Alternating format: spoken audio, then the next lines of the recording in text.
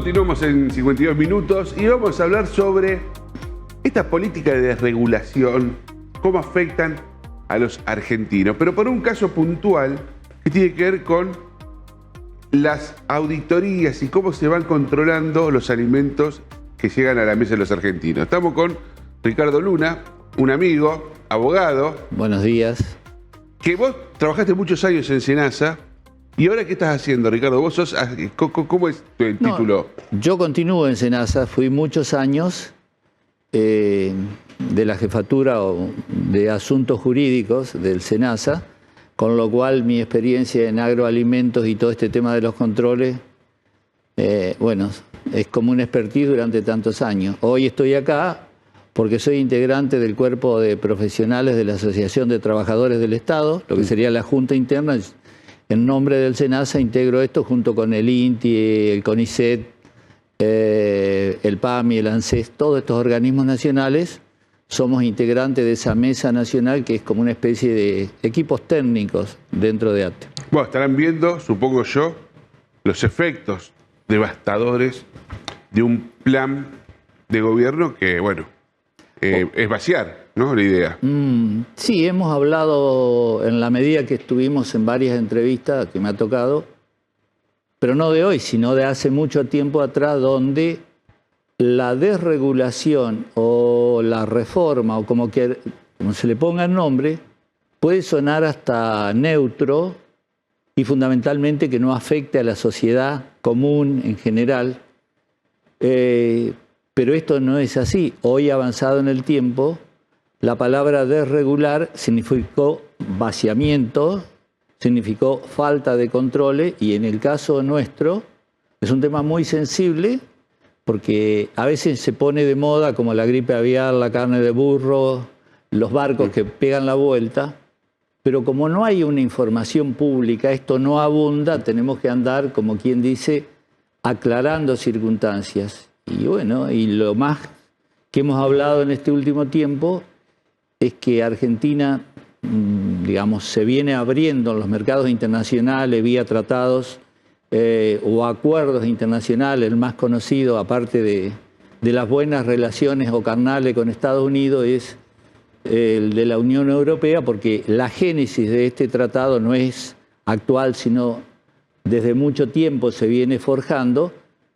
Y entonces nos encontramos con dos cosas totalmente diametralmente opuestas.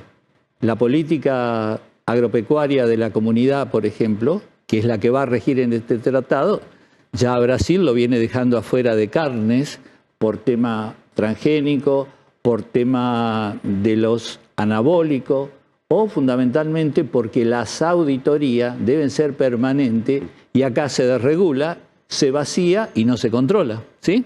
¿Se Perfecto. entiende? Sí, por supuesto. Entonces, tenemos ahí esta contradicción importante en decir, bueno, Argentina tiene oportunidad, después de trabajar durante décadas, en conseguir o ingresar al mercado europeo. Aumentar, sobre todo. Y aumentar. Y por el otro lado, empiezan a vaciar los organismos de control, que son los que a Europa le dan ciertas garantías de que las cosas se están haciendo bien. Sí, yo creo que en un mundo que en todos tus programas y en tus notas son muy claras, el mundo es cambiante día a día. Un día ganamos una guerra, dice Estados Unidos, al otro día firmamos un acuerdo y nadie sabe bien cómo, pero son intereses. Las políticas comerciales, sobre todo el agroalimento, cuando dejó de ser un alimento y empezó a ser una mercancía o una mercadería que se mide por lo que sube o bajan las bolsas, los fondos de inversiones, entonces es ingenuo pensar que las barreras pararancelarias o las parasanitarias, que son las arancelarias, no van a funcionar. En la medida que le invadimos a Francia con un queso o a España con alfalfa o un producto de sus naranjas, inmediatamente te van a cortar la cabeza. Te van a bajar porque te van a encontrar alguna mancha en la fruta o algún anabólico que da vuelta, como pasó con este tema de las exportaciones a China, que encontraron algunos productos que no estaban de acuerdo. Entonces el convenio internacional es muy claro. Uno firma y debe cumplirlo. Así de simple. Y tan difícil también. Bueno, fíjate que abríamos el programa hablando sobre un dato que impactó mucho en la agroindustria, que por primera vez Brasil se acerca, hay un 8% de diferencia sobre, nada más, a la cantidad de harina de soja exportado al mundo. 8% menos que Argentina, cuando Argentina siempre fue la principal proveedora. El más importante casi del mundo, fue el de la zona nuestra. Entonces, bueno, ahí hay una intención de Brasil de competirle de igual a igual. No te olvides de Paraguay. Y Paraguay. Viene aumentando potencialmente. Entonces, bueno, acá el que no conoce de este tema puede creer que son circunstancias X. No, estas son las verdaderas políticas de Estado cuando se decide apoyar determinada actividad. Entonces, no digo que todo el día hagamos un pacto de la Moncloa, pero la política de Estado mínimamente es lo que deben entender cualquiera. Yo no hablo del signo que sea. Es aquella cosa que conviene al bien común, en este caso de nosotros los argentinos, y que directamente hay que fomentarla, hay que apoyarla. Si uno tiene oscilaciones permanentes, entonces esto no pasa. Y Brasil, evidentemente, cambian los gobiernos, pero no hubo diferencia en la política de Bolsonaro, en la de Lula y en las anteriores, en cómo fueron apoyando este tema de que el producto primario, en vez de salir como grano, se transforme en mano de obra y en lo que fuera un valor agregado. No hay ninguna vuelta que darle. Dicen los que entienden de fútbol, no es lo mío, que el mayor valor agregado de la selección argentina es que Scaloni logró una política más o menos de Estado en el estándar de que juegue un equipo más allá de los número uno que gracias a Dios tenemos. Mira, justo hoy estamos grabando el día de cumpleaños de Messi. Bien. No sé qué signo sería. El mismo mío, de cáncer. ¿Vos cumplís años ahora? En julio. ¿Qué día? ¿Me vas a hacer un regalo, seguramente? Vamos a ver, no sé si te El 21 de julio, ya terminando. Pero estás ahí nomás, entre cáncer y Leo. Y Leo. No entiendo nada de signo. Bueno, no me importa. A ver, Ricardo. Nos quedamos en las políticas de Estado, que es el crecimiento del crashing. Bueno, pero ahí también, me parece, y tenemos que hacer un mea culpa de nuestra región, me parece. Una región que estuvo muy cómoda en estas décadas donde la agroindustria fue la vedette, la que garantizaba el ingreso de dólares, y que la política de la región centro, sobre todo, fue muy pacata, fue bastante tibia. De hecho, en algún momento, 2002, Duhalde le dice a De la Sota, a Reutemann, no queremos, no, qué sé yo. No hubo candidatos a presidentes, salvo el 2011 Herme Wiener, pero fue una testimonial. Después no hubo una construcción de poder real de esta región, que fue la más rica y que delegó la política en quizá las entidades agropecuarias para que fuesen a hacer lobby a Buenos Aires, o la pelea en las rutas en el caso de la guerra con el kirchnerismo. Dejó, ¿no es cierto? Nunca obtuvo un lugar muy cómodo, me parece, que eso le permitió a los...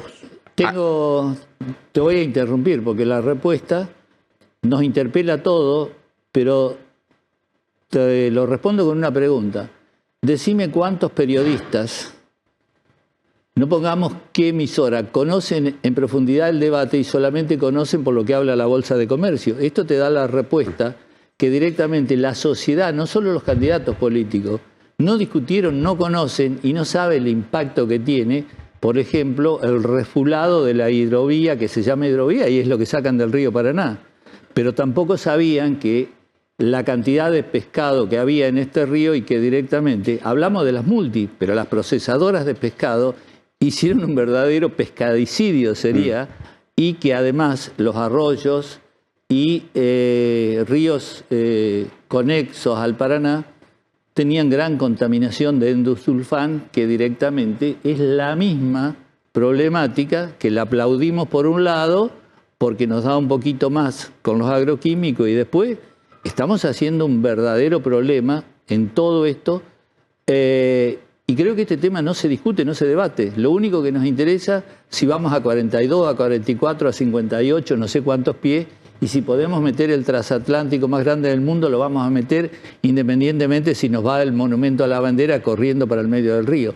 O sea, no es que no fue un candidato a presidente. Yo creo que esta sociedad de tan importante industria, lo único que proyectó como de gran poder fue el dueño de Vicentín, el CEO de Vicentín, el que hizo las mayores pergeñadas en materia de ese reperfilamiento de Vicentín, fue el presidente de la Bolsa de Comercio y además uno de los que mayores influenció en política de gobierno, que fue Alberto Paduan. Claro.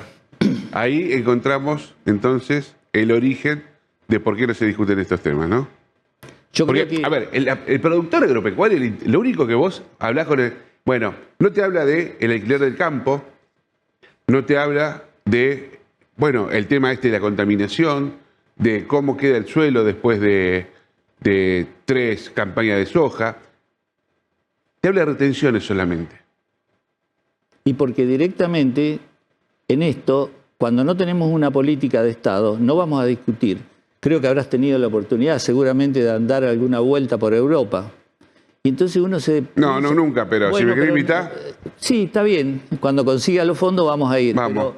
Pero lo que más llama la atención son las autopistas, rutas, que aparte de estar en muy buen estado, uno ve forestación, uno ve alfalfa, uno ve cultivo, uno ve un camino, uno ve un molino de viento. Quiere decir que la PAC, la política agropecuaria, no es un accidente que estén forestados al costado de la autopista, no es un accidente que haya un poco de cuidado para que esa agricultura continúe cerca de esos pueblos y que no se vayan todos.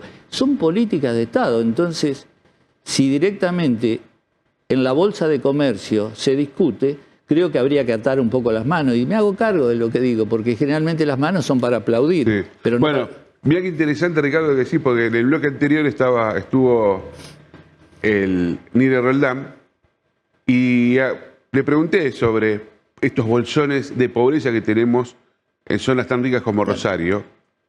Y vos incorporás en eso un debate, que es la cuestión de qué pasa en las localidades agrícolas, nuestras localidades agrícolas.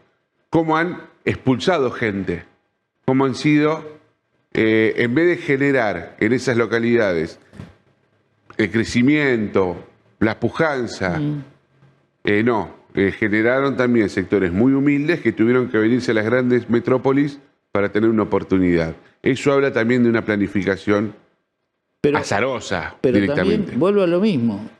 A tu pregunta, repregunto, porque es la respuesta. Me tocó participar de un panel que fui, no es la especialización mía, que es de soberanía. En realidad conozco más de seguridad alimentaria o de inocuidad de los alimentos. Pero la respuesta estaba en que en todos esos pueblos que tuvieron un crecimiento, en principio exponencial por la soja, hoy directamente no tienen, traen los huevos, traen la verdura, y les sale más caro la verdura, los huevos, traerlo de otro lugar, cuando en realidad, vamos a poner nombres, Las Rosas, Las Parejas, cualquiera de ellos, San Jorge o Villa Cañas, iban a tener siempre un alimento local disponible que a su vez servía como regulador de mercado, claro, y también para consumir un alimento que no tenés que ponerle marca agroecológica, un alimento sano. Hoy todo eso se perdió, no quedó ni un criadero de cerdo. Nada. Entonces, bueno, nadie planificó, y bueno, creo que el panelista anterior es experto en planificación urbana, y eso se fue de lado, o sea, directamente expulsó. Y esa mano de obra que se vino del Chaco, de Formosa, del Gran Santiago del Estero, de todos esos lugares, terminan en los conurbanos como pueden, e inclusive con una cultura que después se la queremos devolver para hacer un poquito de bien, y constituimos para lavar los pecados que tenemos de esta concentración, los bancos de alimentos que tiramos un poco ahí, quedamos un poco bien, y después vamos a la iglesia y rezamos. Es muy bueno, pero no alcanza. No alcanza eso. En términos de seguridad alimentaria, ¿estamos comiendo alimentos seguros? ¿O qué es un alimento seguro? Bueno, en realidad la seguridad alimentaria, hablando en términos técnicos para no confundir, es la capacidad que tenían. Sabes que es un tema que por ahí es lo mío y no lo niego, un tema bíblico, compartir los panes, ¿no? Ajá. Entonces, la seguridad alimentaria es tener el suficiente alimento para que la población, esta idea del bien, consuma la mayor cantidad de posibles.